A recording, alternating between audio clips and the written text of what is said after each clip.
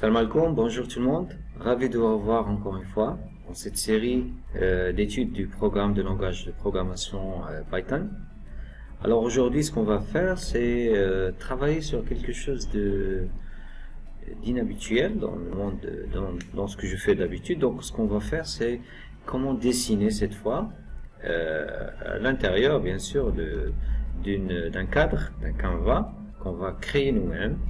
Et on va faire la main levée, ça veut dire on va commencer à dessiner avec seulement notre souris. Donc comment peut-on préparer ce programme de manière à ce que il soit interactif avec les mouvements de votre souris. Et nous allons le faire étape par étape et comme d'habitude très facilement. Alors depuis notre interface, donc comme ce qu'on a vu, donc en matière de qualité logicielle, vaut mieux commenter tout ce que vous faites. Question à ce que on se rappelle un peu plus tard, d'ici quelques mois, si on veut partager notre code avec quelqu'un, donc vaut mieux utiliser les commentaires. Donc nous allons créer un programme Python pour dessiner de manière interactive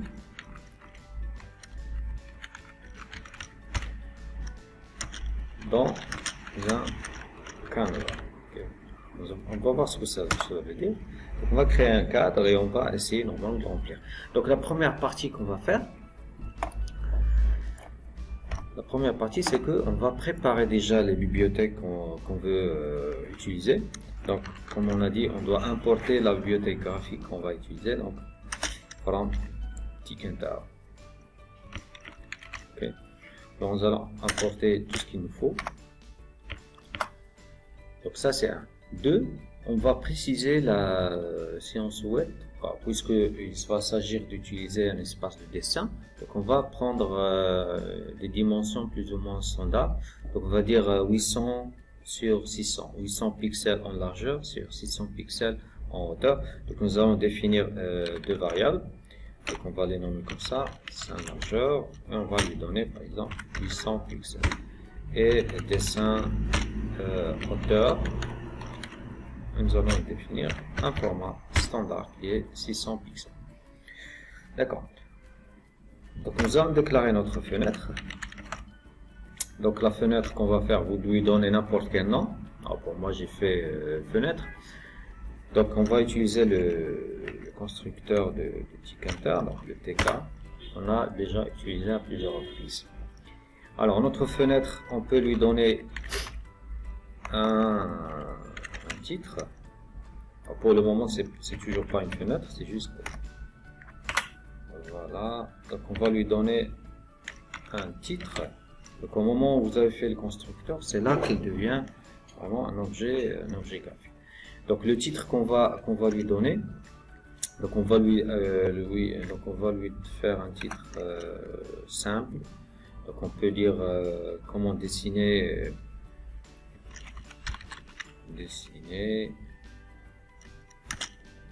facilement, par exemple. D'accord. Bien. Alors, ce qu'il nous reste à faire maintenant, c'est la partie où on va déclarer le canevas. Alors, notre canevas, le canevas, en fait, c'est le cadre qui va être situé à l'intérieur. Donc, on va, par exemple, utiliser n'importe quel nom, W, A, etc., ce que vous souhaitez, donc un nom, et on va appeler la fonction canevas. Alors, la fonction canevas, ou le modèle qu'on va utiliser, donc nécessite certains paramètres. Donc le paramètre le plus important, c'est là où il va être situé. Ça veut dire c'est la fenêtre en question.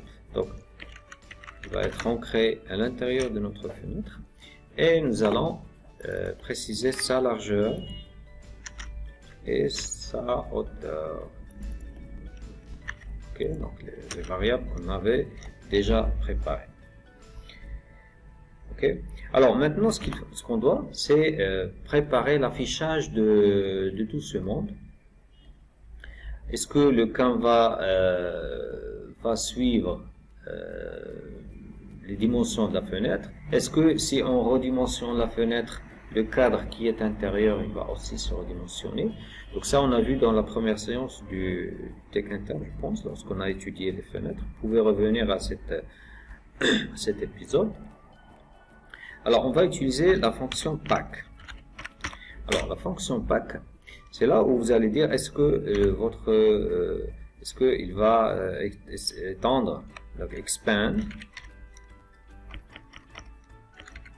Est-ce qu'il y aura une expansion pour le Canva, oui ou non? Ok. Alors vous allez faire yes. Donc c'est comme ça qu'on le fait. Alors deuxième paramètre, c'est est-ce qu'il va suivre voilà, est-ce qu'il va être centré? Donc il va suivre le centre et suivre la largeur et la hauteur de la fenêtre. Donc là on met fill both, les deux. Il va suivre, il va automatiquement suivre les dimensions largeur et hauteur de la fenêtre. Bien, donc on peut par exemple ajouter en bas, si on souhaite, en bas de la fenêtre, on peut ajouter un message comme ça. On peut inviter les gens à venir dessiner au sein de notre fenêtre. Donc dans ce cas-là, on va préparer une variable, par exemple, je vais la nommer message. Et à l'intérieur, je vais insérer un simple texte, par exemple, ou là un label. Donc un label, donc label en fait c'est une fonction. Donc elle aussi donc elle doit appartenir, le label ça appartient à notre fenêtre et on peut lui mettre le texte qu'on souhaite pour cette étiquette. Donc label ça veut dire étiquette, c'est une étiquette qu'on va coller quelque part dans cette fenêtre. Donc on va mettre dedans du texte. Donc le texte qu'on va faire c'est tout simplement on va appeler les gens à cliquer avec leur souris et dessiner. Donc appuyer et glisser la souris pour dessiner. D'accord? Bien, alors ce message là on va l'insérer en bas de la fenêtre. Donc pour le faire, donc on va dire message point pack va être empaqueté.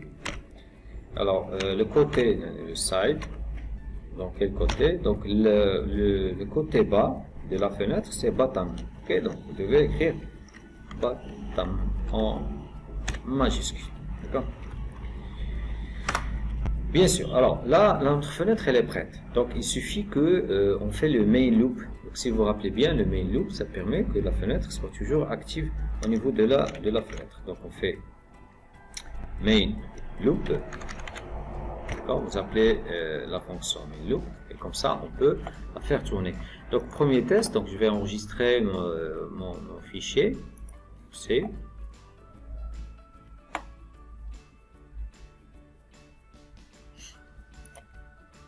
Alors je vais faire dessin simple. Dessin simple. Ok, donc j'enregistre. Donc je fais exécuter. Alors là, j'ai une petite. Voilà, j'ai oublié le mot-clé import. Ok, donc je fais import. Ok, c'est tout à fait normal. D'accord.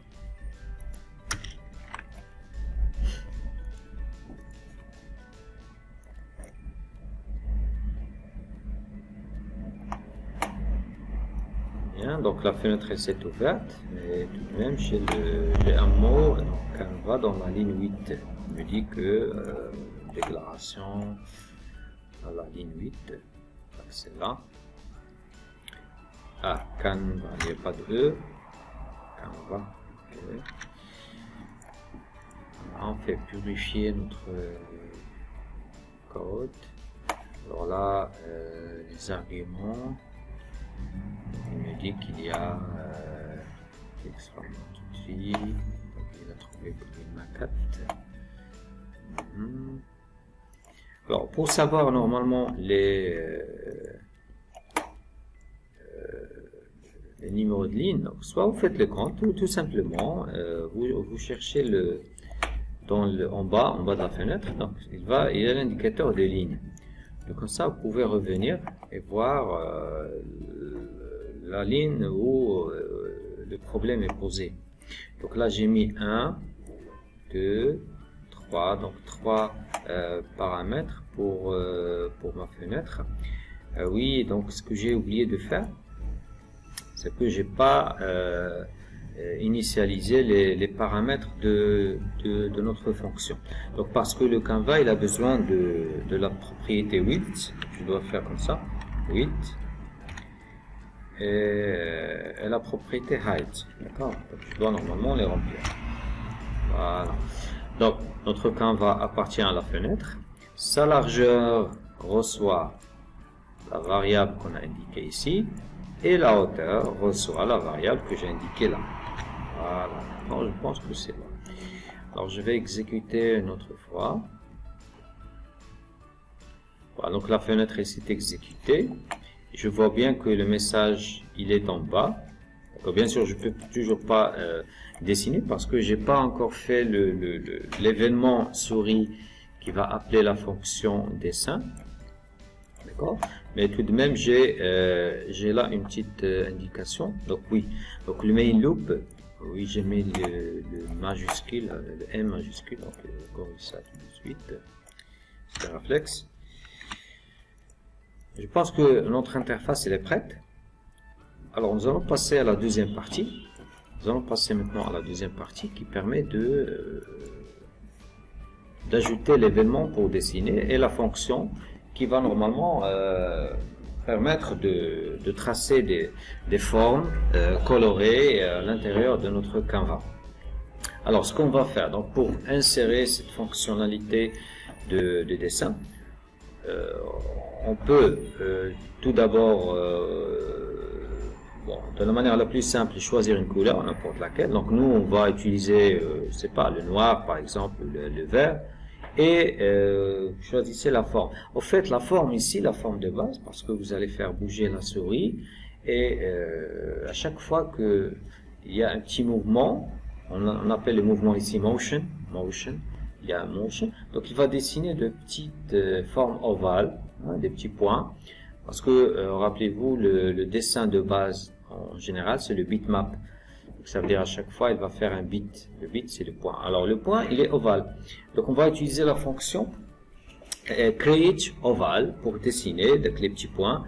Et puisque vous allez maintenir le bouton enfoncé, donc il va relier les petits points. Il va dessiner pas mal de petits points qui vont être reliés.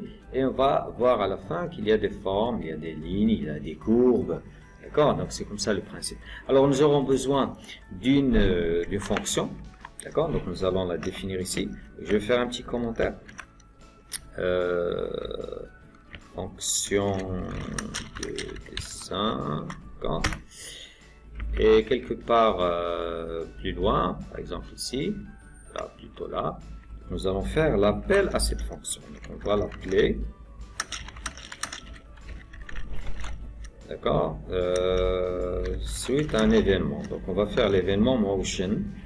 Associé à un bouton de souris. Nous allons prendre un bouton de souris, le bouton 1, le gauche, droite, etc. Nous allons associer au dessin. D'accord, suite à un événement. Bien. Alors la fonction qu'on va faire, donc on va lui donner un nom simple, c'est dessin. D'accord, donc je vais lui donner un nom simple. Donc je fais define et tu donnes ton nom de fonction. Ok. L'essentiel ici, c'est que cette fonction, peut-être, tu peux, parce que lorsqu'on va commencer à dessiner, on doit repérer le point de départ et le point d'arrivée. Donc, dans l'écran, tu peux cliquer n'importe où. Alors là où tu cliques, on doit savoir la position du point sur lequel tu as cliqué. Donc, au sein de la fonction dessin, nous allons récupérer la position. Alors, en général, dans les positions sur l'écran, c'est comme sur GPS, etc. Il y a toujours une position X, position qui, voilà, suivant l'horizontale, la ligne horizontale, et la position Y. Et l'intersection entre les deux, ça va donner le point.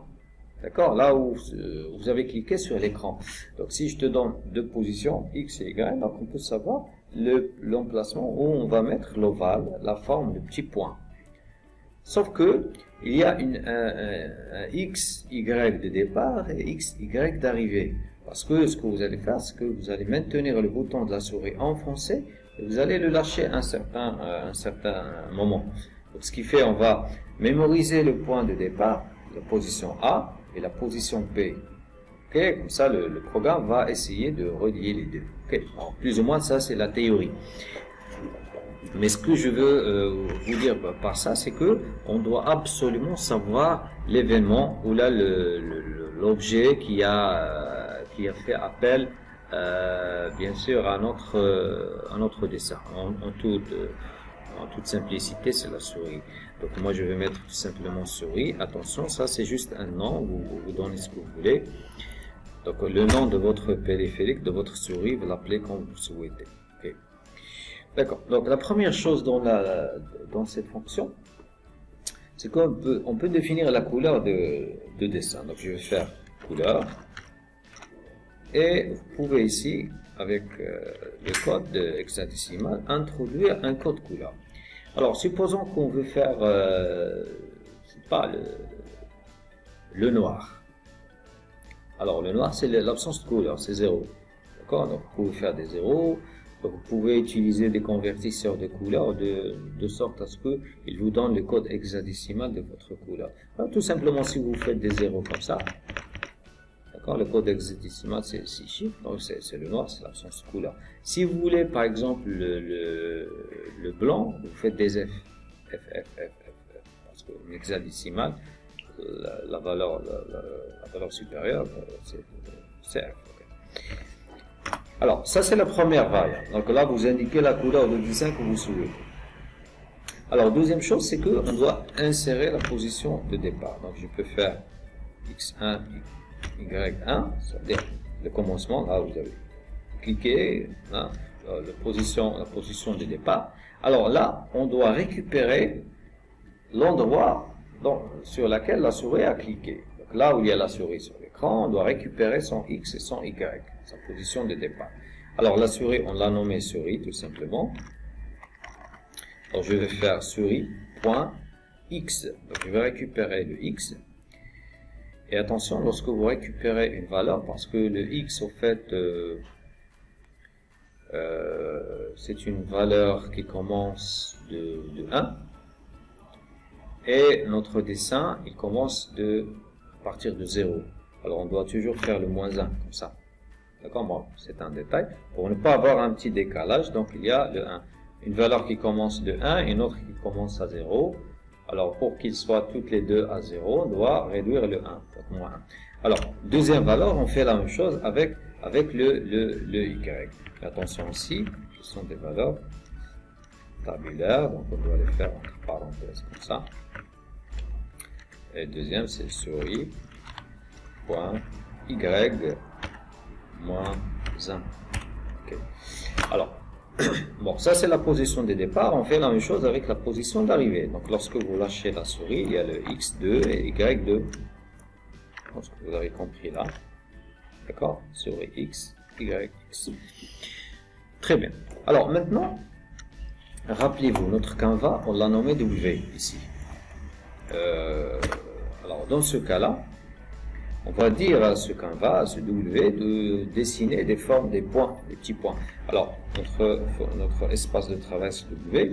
W point, donc, dessiner un point, une forme ovale, c'est create. D'accord, on le fait comme ça. Create oval. D'accord, alors, vous créez votre ovale dans les positions que vous avez indiquées. Alors, la position qu'on a indiquée, c'est la première. La position de départ, elle est là. La position d'arrivée. Voilà. Et le remplissage. Remplir ce fil et vous donner le nom de la couleur avec laquelle vous allez remplir ce petit point que vous allez désigner. Au fait, l'essentiel, c'est ça. Pour faire une forme, donc on doit prendre la position de la souris de départ et d'arrivée, et la couleur, et on demande à notre Canva de dessiner la forme qu'on souhaite. Ici, par exemple, c'est l'ovale. Donc, on a terminé avec la fonction. Maintenant, on va faire l'appel à cette fonction. Donc, l'appel à la fonction, il est très très simple. On va utiliser la méthode band. Alors, band, ça veut dire associer. Donc, on va associer le Canva, le W, avec la fonction, avec le mouvement. Alors, le mouvement ou l'événement ici, c'est notre souris, c'est le bouton, je vous montre. Donc la souris ici, elle est composée de 3 boutons. Gauche, le bouton central, le bouton de scrolling, et le bouton droit. Alors ici, on appelle le premier bouton, c'est le bouton 1, B1, B2 et B3, c'est très facile. Si vous voulez utiliser la fonction, l'événement mouvement, hein, tout en maintenant le bouton 1, vous devez dire B1 motion, ou B2 motion, ou B3 motion. Okay. Donc, à vous de voir lequel vous allez utiliser. Peut-être vous allez dessiner avec B1, vous allez supprimer avec B2, vous allez changer la couleur avec B3, je ne sais pas. Donc à vous de voir le type de programmation que vous allez faire ou l'objectif que vous voulez réaliser derrière votre application. Alors là, ce qu'on va faire, c'est qu'on va appeler notre Canva, le W, on va appeler la méthode band, on va lui donner le nom de notre événement. Alors l'événement, comme j'ai dit, c'est le bouton 1, donc on doit le mettre entre deux apostrophes, comme ça. Donc B1-motion, motion, ça veut dire mouvement, haraka, mouvement. D'accord?